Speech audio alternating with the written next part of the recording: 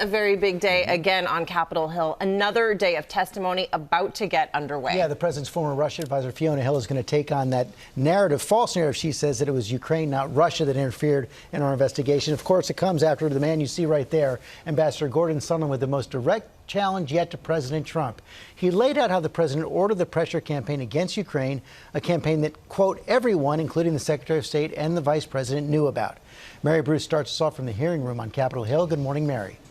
Good morning, George. Well, Sondland's testimony here was an historic bombshell. And now this morning, investigators are preparing to question two more officials who have said they were shocked by what they witnessed and alarmed by the Trump administration's foreign policy. Former White House official Fiona Hill will warn of a fictional narrative that is being perpetuated about Ukraine. It caps 3 days of intense hearings here on the Hill that are sending reverberations through Washington.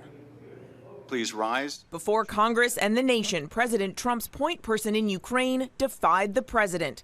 Gordon Sondland declaring there was a quid pro quo. Was there a quid pro quo? With regard to the requested White House call and the White House meeting, the answer is yes. Sondland said they were acting on orders from the president's personal lawyer, Rudy Giuliani, at the direction of the president. Secretary Perry, Ambassador Volker, and I worked with Mr. Rudy Giuliani on Ukraine matters at the express direction of the President of the United States. We did not want to work with Mr. Giuliani. We followed the President's orders.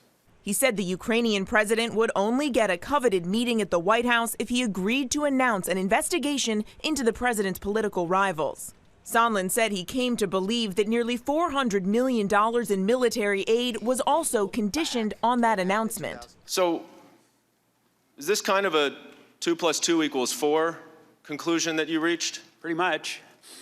Is the only logical conclusion to you that, given all of these factors, that the aid was also a part of this quid pro quo? Yep.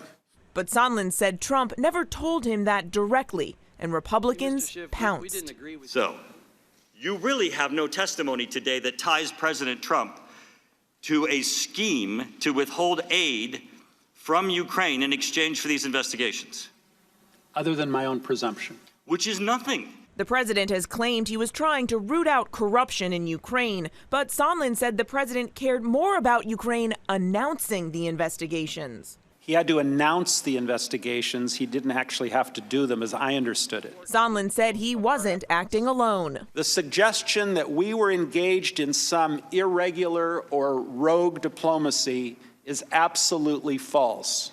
Everyone was in the loop. It was no secret. And he named names, saying everyone from Secretary of State Mike Pompeo to Vice President Mike Pence knew about the campaign to pressure Ukraine. I'm not sure how someone could characterize something as an irregular channel when you're talking to the President of the United States, the Secretary of State, the National Security Advisor, the Chief of Staff of the White House, the Secretary of Energy. After nearly 7 hours, Republicans dismissed Sondland's account. They have yet to point to a shred of evidence when it comes to impeachable offenses. But Democrats called Sondland's testimony the most significant evidence yet. It goes right to the heart of the issue of bribery, as well as other potential high crimes or misdemeanors.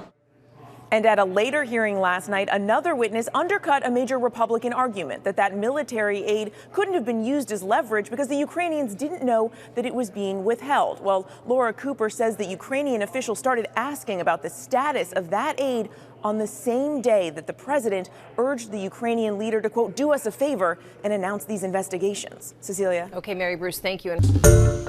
Hi, everyone. George Stephanopoulos here. Thanks for checking out the ABC News YouTube channel. If you'd like to get more videos, show highlights, and watch live event coverage, click on the right over here to subscribe to our channel. And don't forget to download the ABC News app for breaking news alerts. Thanks for watching.